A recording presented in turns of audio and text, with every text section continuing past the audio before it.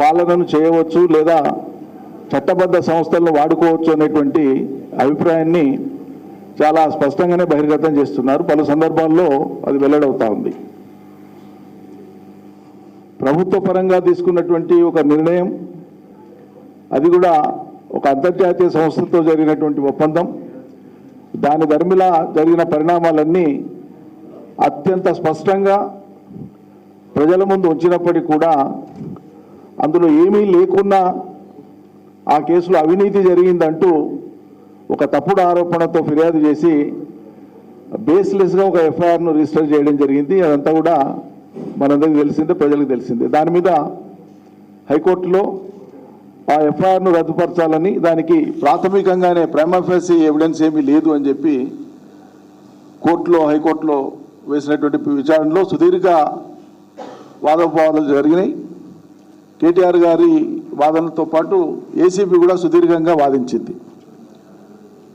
అట్టి కేసులో తీర్పు రిజర్వ్ చేసింది హైకోర్టు. ఈ తీర్పు వచ్చే లోపే పోలీస్ వ్యవస్థ, ప్రత్యేకంగా ఏసీబీ అధికారులు కొంత అత్యుత్సాహాన్ని ప్రదర్శించడం, రాజభక్తిని, స్వామి భక్తిని చట్టానికి, రాజ్యాంగానికి అతీతంగా చూపించేటువంటి ఒక వ్యక్తిగత సైకోఫాన్సీ పెంచేటువంటి పరిస్థితులు మనం కనిపిస్తూ ఉన్నాయి. విచారణ ఏ కేసైనా చట్టబద్ధమైనటువంటి సంస్థలు, ఏ ప్రభుత్వాలున్నా చట్టబద్ధమైనటువంటి సంస్థలు ఎప్పుడైనా సరే, విచారణ సంస్థలు ఎప్పుడైనా సరే, విచారణ ప్రక్రియ ఫెయిర్ అండ్ అంటే చాలా స్పష్టంగా, క్లియర్గా, ఓపెన్గా విచారణ అనేటువంటిది సక్రమంగా, నిష్పక్షపాతంగా జరపడమే కాకుండా జరుగుతున్నట్లు ప్రజలు భావించేటట్లు చూడడం కూడా ఆ సంస్థల యొక్క బాధ్యత. పలుమార్లు సర్వోన్నత న్యాయస్థానంతో పాటు పలు హైకోర్టులు కూడా స్పష్టం చేసినాయి, మీరు చేసే విచారణ ఫెయిర్ అండ్ అన్బయాస్డే కాకుండా ఫెయిర్గా జరుగుతుందనేటువంటి అభిప్రాయం కూడా ప్రజలకు కలగడం, అది వ్యవస్థల పట్ల నమ్మకం కలిగిస్తుంది. కాబట్టి నమ్మకం కోల్పోయే రీతిలో విచారణ జరగకూడదు అని చెప్పింది. మరి ఒకవైపు హైకోర్టులో తీర్పు రిజర్వ్ అయినటువంటి ధర్మిలా ఏసీబీ వాళ్ళు సుమోటో తమకు తామే తీర్పు వచ్చే వరకు మీ హాజరు అవసరం లేదు, తర్వాత మేము పిలుస్తామని అనవచ్చు. ఏం ముళ్ళపోతుంది, ఏం కుప్పలు అంటుకపోతున్నాయి? సరే, పిలిచినారు కాబట్టి, నోటీస్ ఉంది కాబట్టి, చట్టం మీద, రాజ్యాంగం మీద గౌరవం ఉంది, న్యాయ వ్యవస్థ మీద గౌరవం ఉంది కాబట్టి మా వర్కింగ్ ప్రెసిడెంట్ కేటీఆర్ గారు తన న్యాయ సలహాదారులతో పాటు, న్యాయ నిపుణులతో పాటు తను పెట్టుకున్నటువంటి న్యాయవాదులను తీసుకొని ఏసీబీ కార్యాలయానికి వెళ్ళినారు. ఏసీబీ కార్యాలయానికి ఇద్దరు న్యాయవాదుల్ని తన వెంట పెట్టుకొని పోతే, న్యాయవాదులు తనతో పాటు విచారణలో ఉంటేనంటే ఏసీబీ అధికారులకు వచ్చేటువంటి కష్టమైంది, ఇబ్బంది ఏంది, ఇది ప్రజలు తెలుసుకోగోరుతున్నారు. మీరు విచారణ చేయొద్దని చెప్పట్లేదే, విచారణకు హాజరవుతున్నామని వచ్చినారు కదా, ఎన్నిసార్లు పిలిచినా వస్తామన్నారు. అంతకంటే ముందు చాలా స్పష్టంగా చెప్పినాం కదా, శాసనసభలోనే చర్చ పెట్టండి, మొత్తం దాని మీద వాస్తవాలంటే ప్రజలకు తెలుస్తాయి, చర్చ చేస్తే అని చెప్పినాం. ఎందుకు పెట్టలేదు శాసనసభలో చర్చ ముఖ్యమంత్రి గారు? ఇంకా 2 అడుగులు ముందలకేసి ఈరోజు కూడా మేము చెప్తున్నాం, కేసు జరుగుతుంది. మీకు చిత్తశుద్ధి ఉంటే ఎక్కడో అవసరం లేదు, మీ ఇంట్లో జూబ్లీ హిల్స్లో మీ ఇంట్లో ముఖ్యమంత్రి గారు మీకు నచ్చిన వాళ్ళని పెట్టుకొని ఈ కేసు మీద వాదోపవాదాలు ప్రజాక్షేత్రంలో తెలుసుకోవడానికి చట్టపరంగా ఉంటాయి. ఇప్పటికైనా సిద్ధమైతే పెట్టండి, కేటీఆర్ గారు వస్తారు, మీరు ఉండండి, లైవ్ పెట్టండి, మొత్తం రాష్ట్ర ఛానల్స్ పెట్టండి, మీరు చేయదలుచుకున్న వాదనలు మీ దగ్గర ఉన్న ఆధారాలు పెట్టి ప్రజల ముందర పెట్టండి. ప్రజలు కూడా అభిప్రాయం ఏర్పరచుకుంటారు కదా. సిద్ధమేనా? ఏసీబీ విచారణకు నేను హాజరవడానికి సిద్ధము, సహకరిస్తాను. నా దగ్గర ఏమైనా మెటీరియల్ ఉంటే మెటీరియల్ ప్రొవైడ్ చేస్తాం, మీరు అడిగిన ఇన్ఫర్మేషన్ ఉంటే ప్రొవైడ్ చేస్తాం, ఇస్తాము, ఎన్నిసార్లు పిలిచినా వస్తామని చెప్పినప్పుడు స్వయంగా తాను వెళ్ళి నేను విచారణకు సిద్ధము, నాతో పాటు నా న్యాయవాదులు కూడా వచ్చినారు కాబట్టి మమ్మల్ని అనుమతించండి అంటే అరగంట 40 నిమిషాల సేపు బయటనే నిలబెడతారు. ఎందుకు న్యాయవాదులను వద్దంటున్నారో సహేతుకమైన కారణం చెప్పరు. చట్టమేం వాళ్ళను ఫర్బిట్ చేయట్లేదు, చట్టమేం వాళ్ళను న్యాయవాదులు లేకుండా రావాలని చెప్పట్లేదు. కొన్ని ప్రత్యేక చట్టాలు మినహాయిస్తే, స్పెషల్ ఎనాక్ట్మెంట్స్ అంటాం, టెర్రరిస్టుల కేసులలో కానీ లేకుంటే ఈడీకి సంబంధించిన కేసులలో కానీ అక్కడ మాత్రమే న్యాయవాదుల్ని అనుమతించారు కోర్టు ఉత్తర్వులు ఉంటే తప్ప. మిగతా ఏ కేసులోనైనా సరే న్యాయవాదుల సమక్షంలో విచారణ జరగాలని ఒకవేళ ఆరోపణలు ఎదుర్కొంటున్నటువంటి ముద్దాయి కోరితే తిరస్కరించడానికి పోలీసులకు హక్కు లేదు, తిరస్కరించకూడదు. తిరస్కరించడం ద్వారా మీరేం ఆశిస్తున్నారు? మీరు చేసేది నిష్పక్షపాతమైన విచారణనే అయితే నిజంగానే అది మీకు ఏ దురుద్దేశాలు లేకపోతే న్యాయవాదుల్ని వాళ్ళ ప్రజెన్స్ని ఎందుకు మీరు అవాయిడ్ చేస్తున్నారు? ఎందుకు వద్దంటున్నారు? కారణం ఏంది? ఏం కారణం?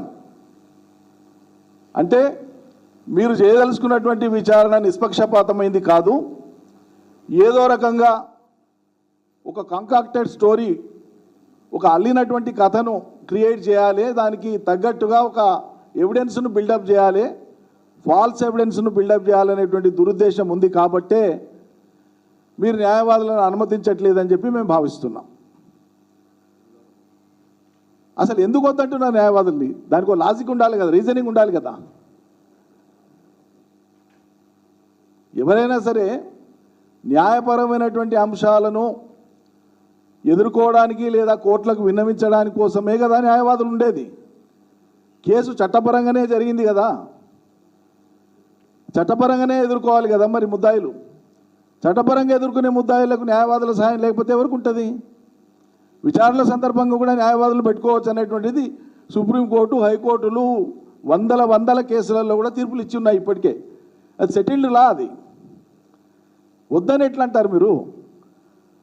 అంటే మీరు విచారణ పేరు మీద ఒక ఫాల్స్ కన్ఫెషన్ స్టేట్మెంట్ రికార్డ్ చేసుకొని దానికి తగ్గట్టుగా ఎవిడెన్స్ బిల్డప్ చేసుకొని ఫాల్స్ కేసును కంకాక్ట్ చేయడం కోసం, నిర్మాణం చేయడం కోసం చేసేటువంటి ఒక దుష్ట ప్రయత్నం ఇది అని చెప్పి మాకు అర్థమవుతుంది. కాబట్టే న్యాయవాదుల సమక్షంలో మాత్రమే హాజరవుతామని చెప్పి వారు పట్టుబట్టడం జరిగింది.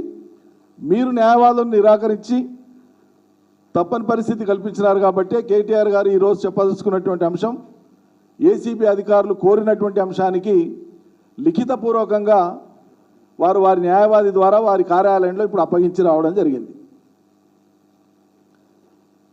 కేటీఆర్ గారు కోర్టులో కానీ, కోర్టు బయట కానీ, ప్రజాక్షేత్రంలో కానీ ఏసీబీ కేసు కావచ్చు, రేవంత్ రెడ్డి సర్కారు పెట్టేటువంటి ఇతరత్ర ఏమైనా కావచ్చు, చేస్తున్న ఆరోపణలు కావచ్చు, ఈ శుద్రమైనటువంటి రాజకీయ క్రీడ ఇది ప్రతిపక్షాల గొంతు నొక్కడానికి, తాము అమలు చేయలేనటువంటి హామీలను ప్రశ్నిస్తున్నప్పుడు దానికి ఒక దారి వెతుక్కోవడమో, సాకు వెతుక్కోవడమో, ప్రజల యొక్క దృష్టిని మరల్చడం కోసం చేసేటువంటి ప్రయత్నాలు ఇవన్నీ చాలా సులభంగానే ప్రజలకు అర్థమవుతాయి.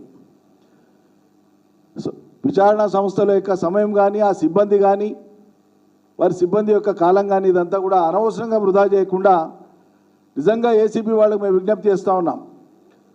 ముఖ్యమంత్రి గారు పరోక్షంగా ఇచ్చేటువంటి కొన్ని హోదాల పరమైనటువంటి నజరాలేమైనా ఆశ చూపిస్తే దయచేసి చట్టపరిధి దాటి అతిక్రమించి మీరు ప్రయత్నాలు చేయకండి, అది మంచిది కాదు.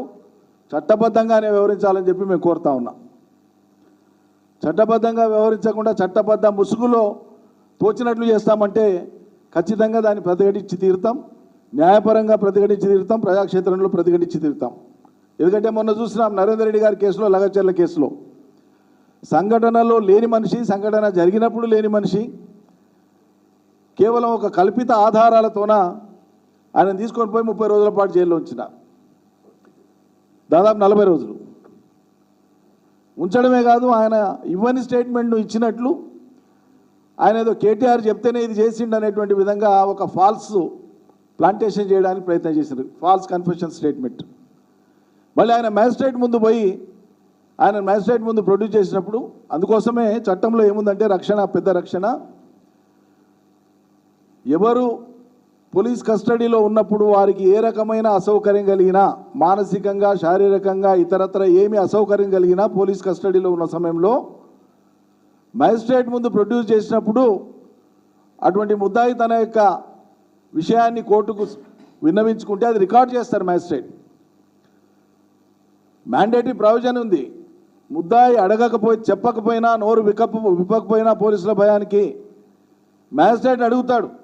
అడగాలి, ప్రొసీజర్ అది. పోలీస్ కస్టడీలో నిన్ను బాగానే చూసుకున్నారా, చిత్రహింసలకు ఏమైనా గురి చేసినారా, అవమానపరిచినారా, న్యూనతపరిచినారా, నీకు భోజనం పెట్టినారా లేదా, నీ కుటుంబ సభ్యుల్ని కలుసుకునే అవకాశం ఇచ్చినారా లేదా, నిన్ను అరెస్ట్ చేసి ఇట్లా నా ముందుకు మ్యాజిస్ట్రేట్ ముందు తీసుకొచ్చే కంటే ముందు ఈ సమాచారం మీ కుటుంబ సభ్యులకు ఇచ్చినారా లేదా, నీ మీద ఏం కేసు పెట్టినరో ఆ వివరాలు ఇచ్చినారా లేదా, ఇవన్నీ మ్యాజిస్ట్రేట్ రికార్డ్ చేయాలి. అందుకోసమే నరేందర్ రెడ్డి గారు చాలా స్పష్టంగా నేను ఇవ్వని స్టేట్మెంట్ను, నేను చెప్పని పేరును బలవంతంగా వాళ్ళు పోలీసు వాళ్ళు రాసుకున్నారు అని చెప్పి ఆయన బహిర్గతపరచాల్సి వచ్చింది. అందుకే ఇవాళ కేటీఆర్ గారు ఖచ్చితంగా నా వెంబడి అడ్వకేట్స్ ఉండాలని కోరింది. విచారణకు సంపూర్ణంగా సహకరిస్తాం. పోలీస్ వ్యవస్థ కూడా మేము విజ్ఞప్తి చేస్తూ ఉన్నాం,